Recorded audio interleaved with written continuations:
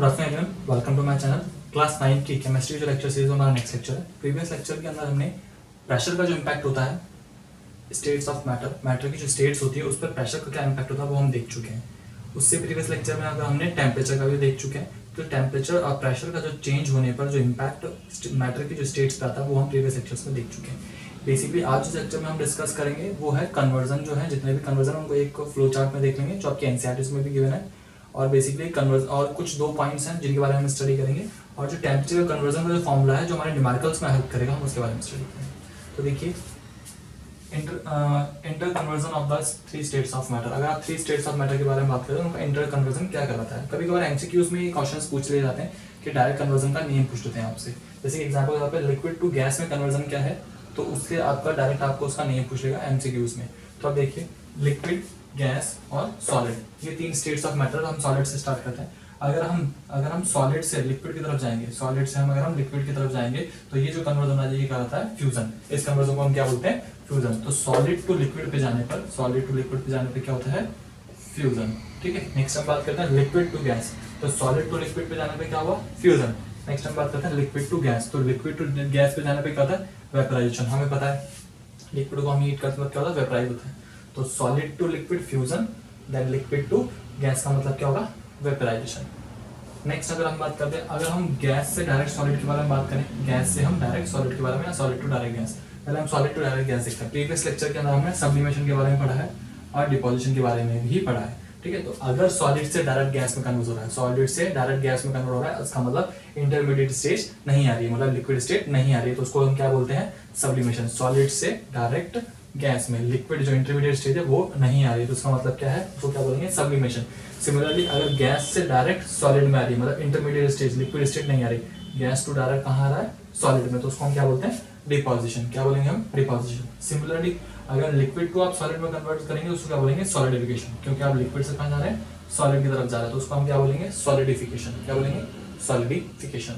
Next अगर liquid to gas में बात कर चुके हैं, सिमिलरली जब गैस टू लिक्विड में बात करते हैं, गैस टू लिक्विड में तो क्या बोलेंगे, कंडेंसेशन। क्या बोलेंगे, कंडेंसेशन। गैस टू लिक्विड में कंडेंसेशन के बारे में। ठीक है। तो गैस टू लिक्विड को हम क्या बोलेंगे, condensation. Gas to solid sublimation, solid to gas to solid to gas, sorry solid to gas sublimation, और गैस टू सॉलिड क्या होगा, डिपोजिशन। तो होप कि कन्वर्जन आपको समझ में आ गया। एनसीईआरटी ने भी आपके कन्वर्जन दिया हुआ है, अगर आपको यहाँ समझ नहीं आता आप वहां से वो डायग्राम देख के उसको समझ सकते हैं। तो सारे कन्वर्जन एक जगह है, इसको ध्यान रखिएगा, इंपॉर्टेंट है, क्योंकि एमसीक्यूज में कभी कभार, हालांकि बहुत ईजी क्वेश्चन है लेकिन एमसीक्यूज में कभी कभार पूछ लिया जाता है, आपको एग्जाम्पल देके भी पूछ लिया जाएगा। ठीक है। जैसे कि हमने ड्राई आइस के बारे में पढ़ा था, तो ड्राई आइस जैसे जस्ट एग्जांपल अगर एक एमसीक्यू बन सकता है कि if we take dry ice in a container and maintain a temperature 1 atm then it converted to gas, what do you understand it. तो आप क्या क्या बोलेंगे, तो क्या अगर आपने सॉलिड लिया, ड्राई आइस सॉलिड लिया, आपने अगर प्रेशर 1 atm मेंटेन करा, इसको हम क्या बोलते हैं, ड्राई आइस हम बोलते हैं। ठीक है। तो सॉलिड आपने क्या करा, ड्राई आइस मतलब सॉलिड CO2, ड्राई आइस मतलब प्रीवियस लेक्चर में देख चुके हैं हम, ड्राई आइस का मतलब क्या था, सॉलिड CO2। तो आपने सॉलिड CO2 क्या रखा, एक कंटेनर में रखा, आपने वहां प्रेशर क्या करा, 1 atm तक डिक्रीज करके 1 atm मेंटेन करा, और वो डायरेक्ट किसमें कन्वर्ट होगा, गैस में। तो इसको क्या बोलेंगे हम, सॉलिड से डायरेक्ट गैस में क्या बोलेंगे, सब्लिमेशन। सॉलिड से डायरेक्ट गैस में क्या बोलेंगे हम इसको, सब्लिमेशन। तो होप आपको कन्वर्जन समझ में आया। आपको इनके नाम ध्यान रखने हैं, आपको क्या एग्जांपल्स के थ्रू एमसीक्यू में पूछा जाएगा, एग्जांपल दे देंगे कुछ भी, और फिर आपको उसकी स्टेट पूछेंगे कि जो कन्वर्जन है, ये जो स्टेट का कन्वर्जन है ये इसको क्या कहते हैं। ठीक है। What is named. ठीक है। तो नेम के बारे में पूछ सकते हैं। प्रेशर के बारे में डिस्कस की थी, प्रेशर के बारे में हम कुछ और पॉइंट्स डिस्कस कर लेते हैं। यूनिट ऑफ प्रेशर, जो प्रेशर की यूनिट होती है वो होती है पास्कल। प्रेशर की जो स्टैंडर्ड यूनिट होती है वो होती है पास्कल। स्टैंडर्ड यूनिट ध्यान रखनी है आप लोगों को, क्योंकि स्टैंडर्ड यूनिट पूरी यूनिवर्स में काम ली जाती है। बाकी सब क्या होता है, CGS और NKS यूनिट्स भी होती हैं, जो क्या होती हैं अपने अपने लेवल पे, सब अपने अपने यूज पे, बेसिकली अपने अपने कंट्री के बेसिस पे यूज किए जाते हैं। लेकिन आपको स्टैंडर्ड यूनिट यूज करनी है, क्योंकि बेसिकली स्टैंडर्ड यूनिट ही यूज की जाती है पूरे वर्ल्ड वाइड। तो जो प्रेशर की जो स्टैंडर्ड यूनिट होती है वो होती है पास्कल। हमने 1 atm पढ़ा था प्रीवियस लेक्चर में, 1 atm पढ़ा था, 1 एटमॉस्फेरिक प्रेशर, 1 एटमॉस्फेरिक प्रेशर। तो जो 1 एटमॉस्फेरिक प्रेशर होता है, जो हम समझने के लिए हमने पढ़ा था, तो वो 1 एटमॉस्फेरिक प्रेशर एक्चुअल में कितना होता है, 1.01 × 10⁵ पास्कल। हमने इसको पास्कल में लिखा है, पास्कल में बताया कि स्टैंडर्ड यूनिट हमें इसको लिखना है। तो 1 एटमॉस्फेरिक प्रेशर, 1 एटमॉस्फेरिक प्रेशर जो आप टेम्परेचर मेजर करते हैं, 1 एटमॉस्फेरिक टेम्परेचर जो आप मेजर करते हैं, सॉरी प्रेशर, 1 एटमॉस्फेयर जो प्रेशर, आप टेम्परेचर नहीं प्रेशर, 1 एटमॉस्फेरिक प्रेशर जो आप मेजर करते हैं वो कितना होता है, 1.01 × 10⁵ पास्कल।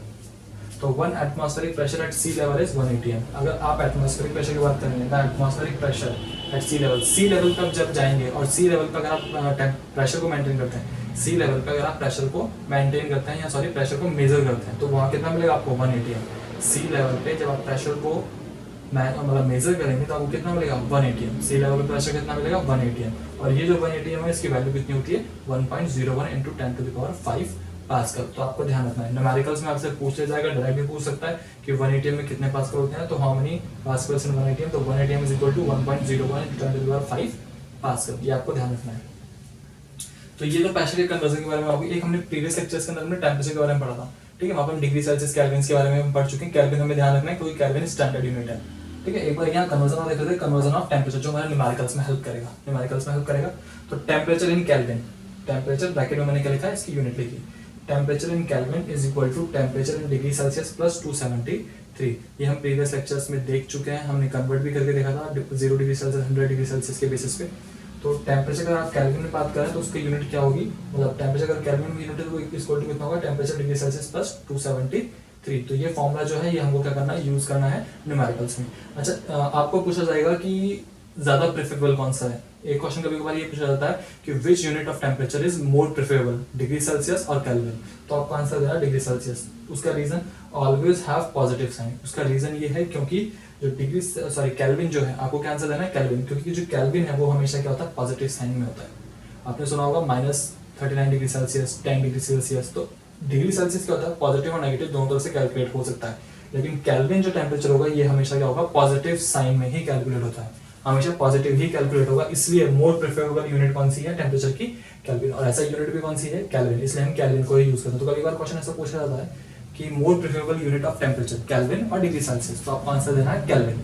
रीजन क्योंकि ये क्या होता है, हमेशा पॉजिटिव साइन में होती है। डिग्री सेल्सियस नेगेटिव साइन में भी होती है, तो उसको कैलकुलेट करना थोड़ा कॉम्प्लिकेटेड होता है, इसलिए डिग्री सेल्सियस को कैलकुलेट नहीं करके हम केल्विन में टेम्परेचर को कैलकुलेट करते हैं, क्योंकि वो क्या है, इजी है कैलकुलेट करना। तो होप ये आपको समझ में आया हो। फिर भी अगर आपको कोई डाउट हो तो आप कमेंट बॉक्स में कमेंट कर सकते हैं। नेक्स्ट लेक्चर के अंदर हम इस फॉर्मूले के बेसिस पे कुछ एक दो न्यूमेरिकल प्रैक्टिस करेंगे। Okay, thank you.